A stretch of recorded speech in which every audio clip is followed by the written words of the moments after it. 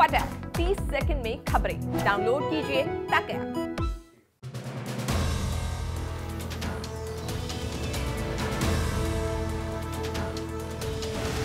रोजगार और देश की अर्थव्यवस्था में योगदान के लिहाज से एमएसएमई सेक्टर को इकोनॉमी की बैकबोन कहना गलत नहीं होगा। ऐसे में कोरोना काल में सरकार ने सबसे पहले और सबसे ज्यादा राहत इसी सेक्टर को देने का ऐलान किया था, लेकिन कोरोना का कहर कुछ इस कदर था कि एमएसएमई को सरकार की इस राहत के बावजूद कारोबार जारी रखना भारी पड़ रहा है।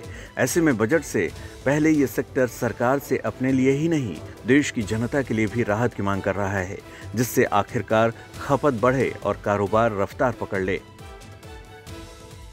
बजट हमारी अर्थव्यवस्था की धुरी है। डीजल, पेट्रोल एवं रसोई गैस की कीमत कम होनी चाहिए। पर्सनल इनकम टैक्स 30% से घट के 25% होना चाहिए। डेली कंजम्पशन की चीज़ें जिन पर 18% जीएसटी है उनको 12% के दायरे में लाना आवश्यक होगा। इसी तरह रोजगार बढ़ाने के लिए एमएसएमई की समस्याओं को सॉल्व करना होगा। एग्रीकल्चर इंफ्रास्ट्रक्चर फंड जो 2 करोड़ रुपए का प्रोविजन है, वैसा ही प्रोविजन एमएसएमई उद्योगों के लिए हो तो बैंकों की सिक्योरिटी ओरिएंटेड अप्रोच से एमएसएमई उद्योगों को फायदा मिलेगा।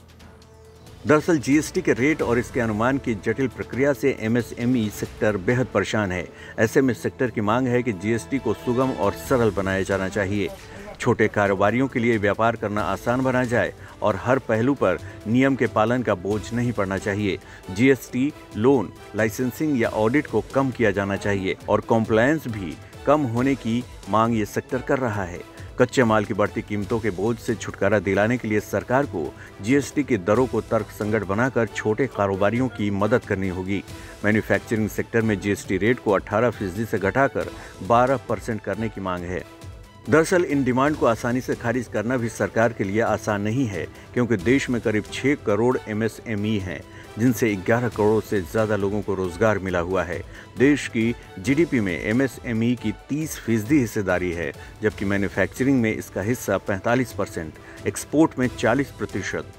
जाहिर है इन डिमांड्स की अनदेखी करना इस सेक्टर की सेहत को नासाज कर सकता है। इसके अलावा एमएसएमई की बाकी डिमांड्स में शामिल है महंगाई को कम करना, कर्ज सुविधाओं का विस्तार करना, इंटरेस्ट सबवेशन स्कीम को जारी रखना, कर्ज पुनर्गठन योजना का दायरा बढ़ाना।